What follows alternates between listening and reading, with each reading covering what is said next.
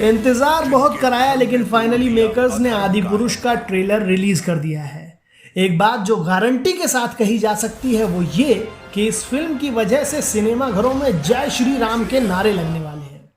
अब ट्रेलर को लेकर क्या ही कहा जाए। रद्दी वीएफएक्स वाला टीजर देखने के बाद ऐसी उम्मीद तो नहीं थी कि डायरेक्टर ओम रावत ऐसा तोड़ फोड़ ट्रेलर लेकर आ जाएंगे, लेकिन इस बात में कोई डाउट ही नहीं है कि टीजर की ट्रोलिंग के बाद फिल्म के वीएफएक्स पर काम किया गया है। यह काम फिल्म के ट्रेलर में साफ नजर आता है। रावण के सीता हरण से लेकर श्री राम के धनुष चलाने तक के हर सीन जबरदस्त हैं।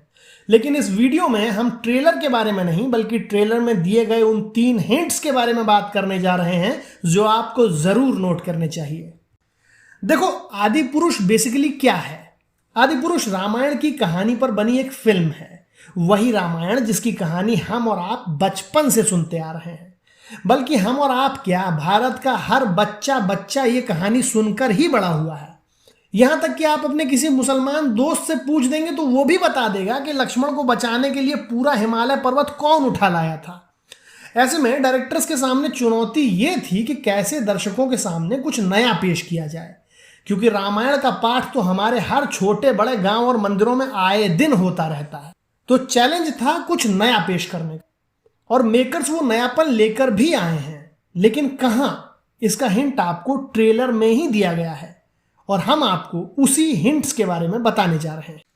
हम आपको बताने जा रहे हैं उन 3 मेजर हिंट्स के बारे में जो आदि पुरुष के ट्रेलर में इस फिल्म की कहानी को लेकर दिए गए हैं। तो कमेंट बॉक्स में लिखिए जय श्री राम और चलिए शुरू करते हैं। जिनके धर्म ने तोड़ दिया अधर्म का अहंकार, गाथा उस रघुनंदन की। भाई साहब, मोदी जी के राज में रावण पर कोई फिल्म बन जाए ऐसा तो इस देश में मुमकिन है नहीं। इसलिए ओम रावत ने बहुत दिमाग से खेला है। ऐसा हम इसलिए कह रहे हैं क्योंकि बीच में भी इस तरह की खबर आई थी कि आदि पुरुष में मुख्य भूमिका राम की नहीं बल्कि रावण की है। उस वक्त बवाल हुआ तो डायरेक्टर साहब ने यह बोलकर हिंदू संगठनों से पीछा छुड़ा लिया कि हमने फिल्म में हर किरदार को बराबर दिखाया है, लेकिन रावण के एक अलग पहलू को दिखाने की भी कोशिश की है। जाहिर है कि रावण को पॉजिटिव इमेज में दिखाना मेकर्स की कोशिश नहीं रही होगी, लेकिन वो इतना जरूर चाहेंगे कि रावण के नजरिए और उसकी सोच को भी फिल्म में दिखाया जाए कि जैसा वो था वैसा वो आखिर क्यों था। ट्रेलर में डायरेक्टर साहब ने रावण का एक भी सीन नहीं दिखाया है। सीता हरण वाले सीन में आपको रावण दिखता है और यहां भी क्योंकि वो साधु के भेष में है इसलिए उसे आप प्रैक्टिकली रावण का लुक नहीं कह सकते। खुलकर बताएं तो मेकर्स ने रावण के लुक और फिल्म में उसके किरदार को सस्पेंस ही रखा है। अब ऐसा क्यों किया गया होगा, इस पर आप लोग दिमाग लगाइए। हम सिर्फ इतना कह सकते हैं कि कई बार फिल्म का नेगेटिव कैरेक्टर फिल्म के पॉजिटिव कैरेक्टर को खा जाता है। इसे बिल्कुल ऐसे समझिए जैसे फिल्म पद्मावत में अलाउद्दीन खिलजी का कैरेक्टर राजा रावल रतन सिंह के कैरेक्टर पर भारी पड़ गया था।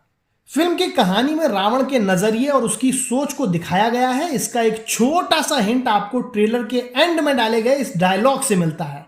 ध्यान से सुनिएगा। ब्रह्मांड में जो भी पाने लायक है तू पा चुका है, फिर भी तू राक्षसी है। लक्ष्मी को पाले, नारायण हो जाएगा। रावण की कहानी को बड़े पर्दे पर दिखाना और वो भी सिर्फ 3 घंटे के अंदर, यह कोई छोटा मोटा काम नहीं है। यह इतनी बड़ी जिम्मेदारी है कि अगर कुछ भी ऊंच नीच हो जाती तो राम भक्त ओम रावत का राम नाम सत्य कर देते। जाहिर है 3 घंटे में 1200 पन्ने की रामायण को दिखाना संभव नहीं है। ऐसे में कहानी को किस तरह से शुरू किया जाए और बीच में स्किप कर करके कैसे आगे बढ़ाया जाए, यह अपने आप में एक बहुत बड़ा चैलेंज रहा होगा। इसलिए निर्देशक ओम रावत ने इसका एक तीसरा तरीका सोचा कि राम की कहानी को बताने के लिए उसके परम भक्त हनुमान से बेहतर कौन हो सकता है। ट्रेलर में ही इस बात का हिंट दे दिया गया है कि फिल्म की कहानी का नरेशन हनुमान जी करेंगे। और आपको यहां पर यह भी जान लेना जरूरी है कि फिल्म में हनुमान जी का रोल मस्कुलर बॉडी वाले एक्टर देवदत्त नागे ने किया है। आदि पुरुष के ट्रेलर में हनुमान जी को पर्वत उठाकर लाते हुए दिखाया गया है। समंदर पर राम सेतु बनाते हुए दिखाया गया है। सीता को रावण के पास बंधक बनाकर रखे हुए दिखा दिया गया है। लेकिन एक चीज जो नहीं दिखाई गई है वो ये कि राम और रावण का युद्ध कहां है। ऐसे में दो अलग अलग थ्योरीज जन्म लेती हैं। पहली तो ये कि मेकर्स इसे फिल्म के क्लाइमैक्स के तौर पर बचाकर रखना चाहते हैं, और दूसरा ये कि शायद मेकर्स फिल्म के पार्ट 2 की गुंजाइश रखना चाहते हैं। रामायण को बड़े पर्दे पर दिखाना इतना बड़ा प्रोजेक्ट है कि इसमें ओम राउत ने 550 करोड़ रुपए पानी की तरह बहा दिए हैं। लेकिन भैया फिल्म मेकिंग है तो एक बिजनेस ही, तो जो पैसा लगाया गया है वो निकालना भी होगा। ऐसे में इस बात की संभावना प्रबल है कि राम रावण के युद्ध के दौरान फिल्म का ये पार्ट 1 खत्म कर दिया जाए और अगले पार्ट में राम रावण का पूरा युद्ध, सीता की अग्नि परीक्षा, राम लक्ष्मण सीता की अयोध्या में वापसी, भरत मिलाप और लवकुश के जन्म वाले हिस्से को दिखाया जाए। हालांकि ये अभी सिर्फ एक थ्योरी भर है, लेकिन इस बात में कोई शक नहीं है कि ये थ्योरी फैक्ट भी साबित हो सकती है। वीडियो देखकर अगर मजा आ गया हो तो दोस्त एक लाइक ठोक देना, और चैनल पर अगर नए हो तो सब्सक्राइब जरूर कर लेना। मिलते हैं अगले वीडियो में, तब तक के लिए जय श्री राम।